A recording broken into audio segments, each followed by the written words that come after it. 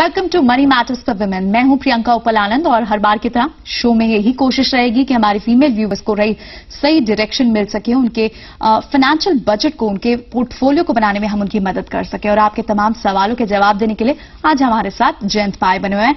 जयंत, बहुत बहुत स्वागत है आपका शो में। Thank you Priyanka. चलिए शो को शुरू करें उससे पहले व्यूवर्स को ये जरूर बता दें कि अगर हमारी फीमेल व्यूवर्स के लिए शो है, फीमेल व्यूवर्स जो हमसे जुड़ना चाहती हैं, पार्टिसिपेट करना चाहती हैं, अपना सवाल हम तक भेजना चाहती हैं, तरीका बेहद आसान है।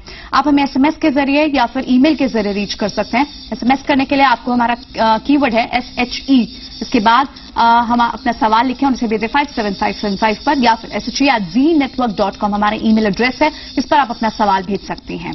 चलिए शो को शुरू करते हैं। हमारे साथ पहली कॉलर आज बनी हुई है, डॉक्टर वानी अग्रवाल है अंबाला से। वानी, बहुत बहुत स्वागत है आपका, पूछ सकता सवाल। हाँ जी, थैंक यू जी, थैंक यू। मेरा फर्स्ट क्वेश्चन है, in my portfolio which ULIP और insurance policy I should close. जी, क्या आपने कोई यूलिप या फिर कोई पॉलिसी ली हुई है अभी वानी?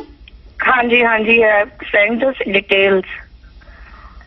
क्या नाम बताया आपने, एक बार और दोहराएंगे? डॉक्टर वानी अग्रवाल। नहीं, किस यूलिप प्लान की आप बात कर रही हैं? यूलिप प्लान कौन सा लिया?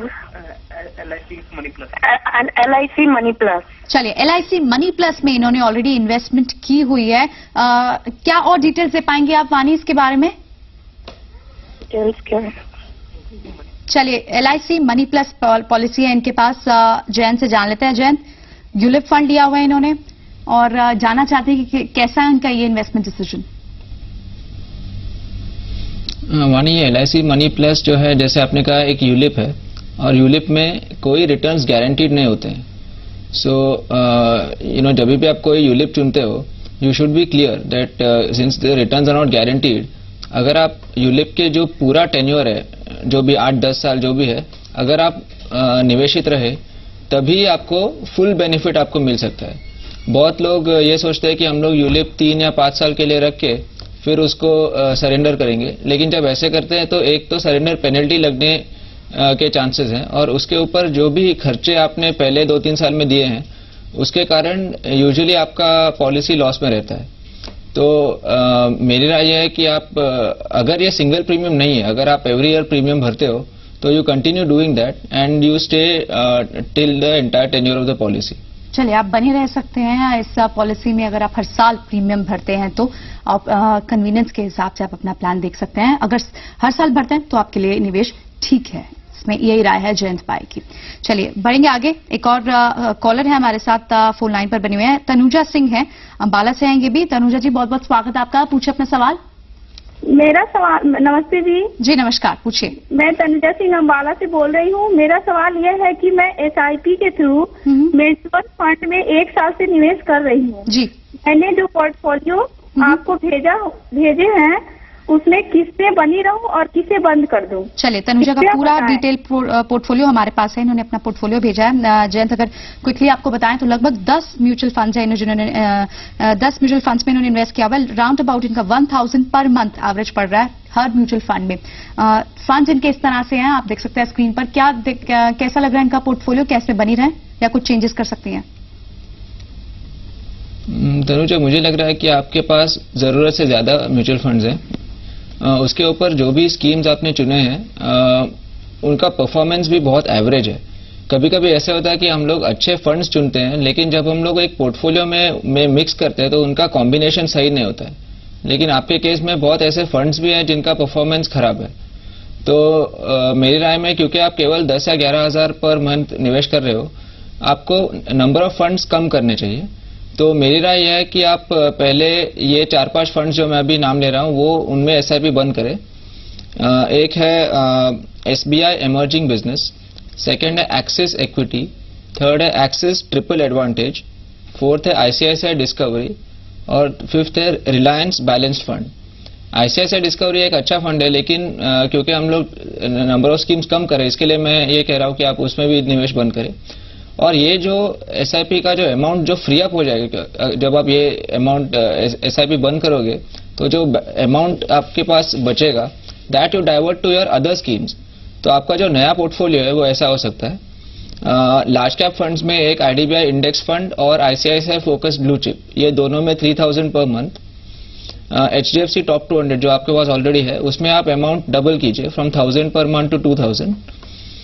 ICICI डायनामिक में भी ऐसे ही from 1000 to 2000। And Kotak gold fund you can invest 1000 rupees जो आप जैसे आप कर रहे हो, तो उसमें SIP जारी रख सकते हो। तो ऐसा करके आपके पास टोटल फंड्स कम हो जाएंगे and the quality of A portfolio will go up.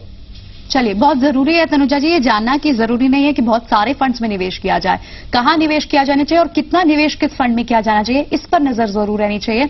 Jayant ने आपको जो नया पोर्टफोलियो बनाकर दिया है उसके मुताबिक आपका जो इन्वेस्टमेंट है पर मंथ का उतना ही रहेगा या फिर थोड़ा बहुत जरूर बढ़ेगा, लेकिन क्वालिटी ऑफ फंड जरूर इसमें आ जाएंगे। तो आप साफ तौर पर SBI इमर्जिंग फंड या फिर axis equity, axis triple advantage और ICICI ट्रू डिस्कवरी, इनसे दूर रहें। और ये आपका नया पोर्टफोलियो जो आप स्क्रीन पे देख पा रही हैं, यानी IDBI Nifty index, ICICI prudential focus blue chip fund, इसमें आप इन्वेस्ट कर सकती हैं। HDFC टॉप 200 आप लीजिए, ICICI प्रूडेंशियल डायनामिक और कोटक गोल्ड में आप बनी रह सकती हैं। तो ये आपका न्यू पोर्टफोलियो होगा और इस अकॉर्डिंग आप सेग्रीगेट कर सकती हैं, यानी 3-3 और 2-2 और 1000, यानी क्वालिटी ऑफ फंड में ज्यादा इन्वेस्टमेंट करें आप, बजाय कि इसको डिवाइड करने के सभी फंड्स में। उम्मीद है आपको आपके सवाल का जवाब मिल गया होगा। बढ़ेंगे आगे। ऋतु कर्नावल है हमारे साथ, हिमाचल प्रदेश से SMS के जरिए अपना सवाल भेजा इन्होंने। ऋतु का SMS ले लेते हैं। ऋतु को भी जयंत अपने पोर्टफोलियो पर राय चाहिए। एक अच्छी बात यह है कि सभी इन्वेस्टमेंट रिलेटेड डिसीजन लेने के बाद एक रिव्यू के लिए कॉल कर रहे हैं, तो एक इंकरेजिंग फैक्टर तो ये जरूर दिखाई देता है। LIC से इन्होंने 2-2 लाख की मनी बैक और इंडोमेंट पॉलिसी ले रखी है और ICICI प्रूडेंशियल लाइफ में भी सालाना 20,000 ये प्रीमियम भर रहे हैं। ये जानना चाहते हैं कि म्यूचुअल फंड और डेट से जो पोर्टफोलियो बनाया है, क्या उससे 10 साल में 50 लाख तक मिल सकते हैं इन्हें? ऋतु के पोर्टफोलियो में ये एक अच्छा है कि उनका जो पोर्टफोलियो मिक्स है वो काफी अच्छा है। फॉर एग्जांपल उसमें फिक्स्ड डिपॉजिट भी है, PPF भी है, डेट ओरिएंटेड इंश्योरेंस पॉलिसीज भी है और गोल्ड भी शामिल है। लेकिन केवल इक्विटीज या इक्विटी म्यूचुअल फंड्स वो शामिल नहीं है। तो मैंने थोड़ा अनुमान लगाया है कि उनका जो एग्जिस्टिंग पोर्टफोलियो है बाय 2021, दैट इज रफली 10 years from now, around 35 lakh वो जुटा सकती है। और जो 15 लाख का शॉर्टफॉल है उसके लिए मुझे लगता है कि उनको इक्विटी फंड्स में निवेश करना चाहिए। अगर हम यह अनुमान लगाए कि वो इक्विटी फंड्स में 11% पर एनम का एवरेज रिटर्न कमाए, तो उनको हर महीना 12,000 रुपीज का निवेश करना होगा। And this she can divide into 3 different funds. जो मेरी राय है वो है फ्रैंकलिन ब्लू चिप, उसमें 4,000, क्योंकि वो एक अच्छा लार्ज कैप फंड है। सेकंड है HDFC top 200 and third is Fidelity equity. तो इन तीनों में 4,000 ईच अगर वो निवेश करे तो मुझे आशा है कि उनको 10 years में 50 लाख वो जुटा सकती है। चलिए, तो आपके लिए राय साफ। ऋतु, आपके पोर्टफोलियो में ये 3 फंड जरूर होने चाहिए। 12,000 आपको मंथली इन्वेस्ट करना होगा।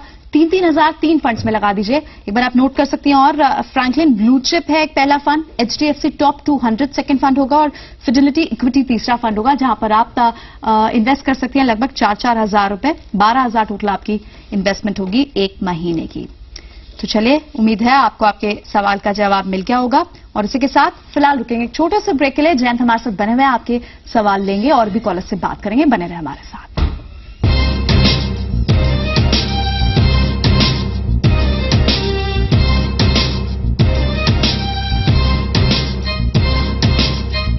Welcome back. आप देख रहे हैं मनी मैटर्स फॉर वुमेन और जयंत पाय आज हमारे साथ बने हुए हैं आपके सवालों के जवाब देने के लिए। एक और व्यूवर है हमारे साथ फोन लाइन पर, प्याली है दिल्ली से फोन लाइन पर। जी प्याली जी, बहुत बहुत स्वागत है आपका, पूछिए अपना सवाल। Thank you. मैं 26 years की हूँ और मेरी जो डॉटर है वो 6 months की है। तो मैं ये जानना चाहती हूँ अगर कोई अच्छा चाइल्ड इंश्योरेंस प्लान हो जिसमें मैं मिनिमम इन्वेस्ट करके मैक्सिमम मुझे इसका बेनिफिट मिल सकता है। मिनिमम कितना इन्वेस्टमेंट होगा आपका यहाँ पर प्याली? मिनिमम मैं 2,000 अगर करूँ तो कौन सा अच्छा होगा? चलिए, 2,000 पर मंथ अगर हम एज्यूम करते हैं इसे, या फिर आप जान लेते हैं जयंत से क्या अच्छी ऑप्शन है इनके पास।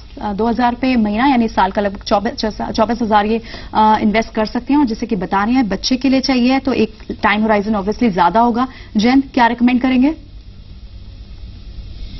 पियाली, अगर आप चाइल्ड यूलिप्सी देख रहे हो तो HDFC और ICICI के 2-3 अच्छे स्कीम्स हैं जो आप चुन सकते हो। HDFC का एक है यंग स्टार करके and ICICI has 2 policies within smart kid. तो आईसीआईसीआई स्मार्ट किड यूलिप और आईसीआईसीआई स्मार्ट किड एंडोमेंट। तो पहले आपको ये तय करना है कि अगर आपको इक्विटीज में निवेश करना है कि नहीं करना है। जैसे प्रियंका ने कहा, क्योंकि आपका लक्ष्य लंबा है, मुझे लग रहा है कि आपको इक्विटीज में निवेश करना चाहिए। तो दोनों जो एचडीएफसी का यंग स्टार है और आईसीआईसीआई का जो यूलिप प्लान है, मेरी राय में आप इन दोनों में से कोई एक चुने। प्लस चाइल्ड यूलिप्स का एक अच्छा फीचर है known as waiver of premium, क्योंकि उसमें अगर पेरेंट की मृत्यु होती है तो तभी भी पॉलिसी जारी रहता है, और जब तक आपकी लड़की 18 या 21 साल की हो, the policy continues and the company will pay the premium on your behalf. तो आप ये हमेशा ध्यान रखें कि ये अगर कई पॉलिसीज में ऑलरेडी ये एक एम्बेडेड होता है, लेकिन कई एक सेपरेट राइडर करके देते हैं। तो अगर इन दोनों में अगर वो ऑलरेडी मौजूद नहीं है तो वो आप सेपरेट राइडर के रूप में ये वेवर ऑफ प्रीमियम ऑप्शन भी चुने and stay invested through out the entire tenure and don't stop it after 3 to 5 years। चलिए पियाली, आपके लिए राय साफ। आप 2 प्लान यहाँ बताए हैं आपको जैन ने, यंग स्टार सुपर 2 या फिर स्मार्ट किड रेगुलर, इनमें आप इन्वेस्टमेंट कर सकते हैं। बढ़ेंगे आगे, हमारे साथ और भी व्यूअर्स जुड़ रहे हैं अपने सवाल पूछने के लिए। हमारे साथ रीना है पटियाला से फोन लाइन पर अपना सवाल पूछेंगे। जी रीना जी, बहुत बहुत स्वागत है आपका, पूछे अपना सवाल। एक्चुअली सर मैंने पीपीएफ के बारे में जानना है कि मैं इन्वेस्टमेंट करना चाहती हूँ पीपीएफ में, क्योंकि मुझे अपना टैक्स भी बचाना है और मुझे इससे अच्छा कोई ऑप्शन और लगता नहीं है। तो मुझे उसके बारे में जानकारी दे दो कि कौन से बैंक में मैं पीपीएफ अकाउंट खुलाऊं, उसमें कितना इंटरेस्ट मिलेगा, क्या है उसमें। चलिए जयंत, आपने सवाल सुना इनका, रीना का, पीपीएफ में अकाउंट खुलवाना चाहती हैं, ये क्या राय होंगी इनके लिए? रीना, ये अच्छा है कि आपने पीपीएफ को चुना है, क्योंकि इक्विटी ऑप्शंस छोड़ के जो भी डेट रिलेटेड ऑप्शन है उसमें पीपीएफ सबसे बेहतर है, क्योंकि इसमें ट्रिपल बेनिफिट मिलता है। इसका मतलब यह है कि आप जब अमाउंट निवेश करते हो तो भी उस पर टैक्स लागू नहीं होता है, प्लस जब उस पर कोई इनकम आप स्कीम में कमाते हो तभी भी नहीं है, और जब आप पैसा विड्रॉ करते हो तभी भी नहीं लगता है। और जो नया जो डायरेक्ट टैक्स कोड जो अभी प्रपोज किया है उसमें भी फाइनेंस मिनिस्टर ने यही कहा है कि ये बेनिफिट जारी रहेगा। अभी आप कई ऐसे पब्लिक सेक्टर बैंक्स हैं जो पीपीएफ अकाउंट खोलते हैं और उसके लिए आपको उनमें अकाउंट ओपन करने का जरूरत नहीं है, मतलब सेविंग्स अकाउंट ओपन करने का जरूरत नहीं है। You can open a PPF account directly. इसके लिए आपको आपका पैन नंबर की आवश्यकता है। और दूसरा है कि पीपीएफ का एक फीचर है कि आप जॉइंट अकाउंट नहीं खोल सकते हो, तो आप सिंगल अकाउंट में ओपन करना, और एक नॉमिनेशन उसमें कंपलसरी है। पीपीएफ में जो इंटरेस्ट रेट है वो हर साल अप्रैल में डिक्लेयर किया जाता है। तो अभी करेंटली उसमें 8.6% है, बट अभी जो नेक्स्ट 2-3 महीने में the interest rate for the next year will be declared. But even otherwise, even if there is no fixed rate, it is the best from all angles for tax saving. तो मुझे लगता है आपको definitely एक account open करना चाहिए। जैन, क्या possibilities हैं, इन्हें अभी खोल लेना चाहिए या फिर अप्रैल तक जैन कोई टैक्स रिविजन की उम्मीद दिखाई दे रही है इसमें? जो डीटीसी में जो अनाउंस किया है उसके प्रकार कोई नया टैक्स कोई एडवर्स कोई रूलिंग नहीं है। एक अच्छा ये है कि अभी December 1st से you can invest up to 1 lakh in PPF. पहले एक 70,000 का लिमिट था, तो now you can invest up to 1 lakh. तो I suggest that people look at their financial goals and invest to the maximum extent that they require. चलिए, उम्मीद है आपको आपके सवाल का जवाब मिल गया होगा। और फिलहाल रुकेंगे एक छोटे से ब्रेक के लिए, और भी कॉलर से बात करेंगे। जयंत हमारे साथ बने रहेंगे, लेकिन एक बार फिर व्यूवर्स को याद दिला दें, SHE हमारा कीवर्ड है, जिसके बाद आप अपना सवाल लिख सकते हैं और उसे भेज सकते हैं 57575 पर, या फिर ईमेल करने का तरीका भी बेहद आसान है। अपने सवाल को लेकर अपनी पूरी डिटेल्स लिखें और इसे भेजें SHE@zenetwork.com और हमें ईमेल कर दें। वक्त एक छोटे से ब्रेक का, जल्द वापस हाजिर होते हैं।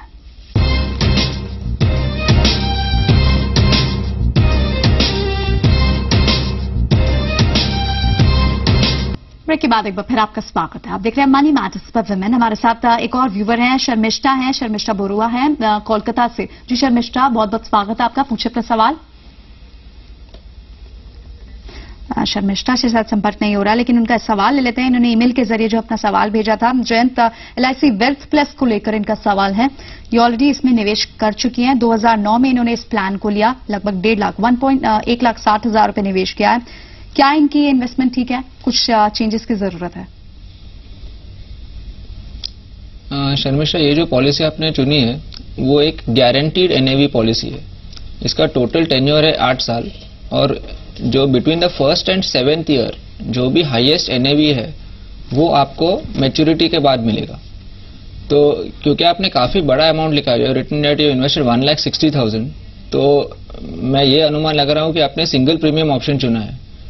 तो अगर सिंगल प्रीमियम चुना है तो since there is no further premium, मेरी राय है कि आप निवेशित रहे।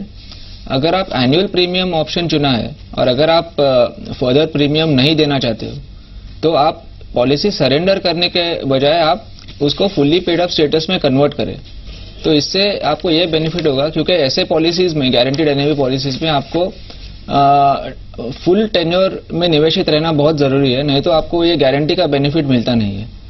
तो मेरी राय में आप पूरे 8 साल इसमें निवेशित रहें और अगर आपको प्रीमियम नहीं भरना है आगे तो आप इसको फुल्ली पेड अप स्टेटस में कन्वर्ट कर सकते हो। चलिए, अभी फिलहाल आप कंप्लीट टाइम के लिए 8 साल के लिए इसमें निवेशित रह सकते हैं। यास्मिन शेख हैं हमारे साथ, यास्मिन शेख मुंबई से फोन लाइन पर। जी यास्मिन जी, बहुत बहुत स्वागत है आपका, पूछे अपना सवाल। जी मेरे पास 2 लाख रुपए हैं और मेरी एज है 38। मैं 3 या 5 साल तक निवेश करना चाहती हूँ। 3 से 5 साल के निवेश करना चाहती हैं, 30 साल उम्र है, 2 लाख रुपए आपने बताया निवेश करना चाहती हैं। जी जी, चलिए 3 से 5 साल इनका टाइम होराइजन बहुत लिमिटेड है जैन, और अमाउंट 2 लाख रुपीस टोटल है। किस तरह से सेग्रीगेट कर सकते हैं या फिर वन टाइम इन्वेस्टमेंट करें, क्या सलाह होगी इनके लिए? यास्मिन देखो, अगर आपका लक्ष्य 5 साल है तो हम लोग इक्विटी में निवेश कर सकते हैं, और अगर 3 साल के आसपास है तो मुझे लग रहा है कि ज्यादा हम डेट फंड्स में निवेश करके सिर्फ एक थोड़ा अमाउंट इक्विटी में निवेश करना चाहिए। अगर हम लोग 5 इयर्स का व्यू ले तो ये 2 लाख जो है आप मंथली SIPs में डिवाइड करके इक्विटीज में निवेश कर सकते हैं, क्योंकि आप अगर अभी 2 लाख निवेश करोगे और उसके बाद अगर मार्केट गिरता है तो फिर you will not be comfortable. So what I suggest is, if you are choosing equity funds, then you split this amount of 2 lakhs into 12 installments of 16,000 each, और फिर यही अमाउंट आप 3 से 4 अलग अलग म्यूचुअल फंड्स में निवेश कर सकते हो। जो अच्छे म्यूचुअल फंड्स है, जो 4-5 अच्छे फंड्स है, एक है HDFC prudence, DSP balanced, HDFC का सेंसेक्स प्लस, फिडेलिटी इक्विटी और फ्रैंकलिन प्राइमा प्लस। आप इन तीनों में से, 5 में से कोई 3 चुने। So you can invest 5,000, 5,000 and 6,000 and keep investing for the next 1 year, and then after 5 years I am hoping that you will be able to earn a decent amount. अगर आपका लक्ष्य कम है, से 2 या 3 साल से कम है, तो आप यही 2 लाख एक वन टाइम इन्वेस्टमेंट कर सकते हो कोई भी अच्छा डेट म्यूचुअल फंड में। 2-3 जो अच्छे ऑप्शंस हैं वो, एक है कोटक फ्लोटर और दूसरा है Birla medium term debt fund. लेकिन डेट फंड्स में जो रिटर्न्स है, you will be getting it of may be 6 to 7% per annum. In equities we hope that you could get a return in double digits, say in over 10% per annum. चलिए, तो जैन की राय साफ है, equity funds अपने लिए choose कीजिए। Time horizon थोड़ा सा लंबा आप कर सकते हैं, अगर एक्सटेंड कर सकते हैं। SIP is the right route for you, आप इन्वेस्टमेंट कर सकते हैं। चलिए, बहुत बहुत शुक्रिया जयंत, शो में बने रहने के लिए, व्यूवर्स की क्वेरीज का जवाब देने के लिए। और इसी के साथ हमें दीजिए इजाजत, अगले हफ्ते फिर होगी आपसे मुलाकात। नमस्कार।